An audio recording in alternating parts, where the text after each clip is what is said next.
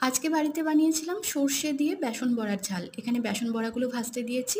বেসন বড়াগুলো একটু ভাজা হয়ে যাওয়ার পর একটা সাইডে করে রেখে কড়াইতে কালো জিরে, কাঁচা লঙ্কা ফোড়নে দিয়ে পেঁয়াজ কুচিটা দিলাম। এর উপরে অল্প একটু চিনি ছড়িয়ে দেবো। তারপর একটা সাইড করে রেখে এদিকে টমেটো কুচিটা দিয়ে দিলাম আর তার উপরে দিলাম পরিমাণ মতন নুন। ওদিকে পেঁয়াজ ভাজা হতে থাক, এদিকে টমেটোটাও নরম হয়ে যাবে। আর এই বাটিতে রয়েছে পোস্ত, সর্ষে আর একটু হলুদ জলে গুলে আমি রেখে দিয়েছি। বড়াগুলো ভাজা হয়ে গেলে তুলে নেব। পেঁয়াজ আর টমেটোটা একসঙ্গে নাড়াচাড়া করে নেব। এরপর ওই যে পোস্ত সর্ষে বেটে রেখেছিলাম ওটাও দিয়ে দেব।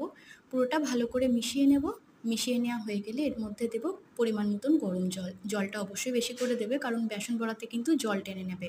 এরপর বড়াগুলো দিয়ে আরও একটু জল দিয়ে আমি কম আঁচে ফুটতে দেবো। এই সময় ঝাল, নুন, মিষ্টিটা একটু দেখে নেবে।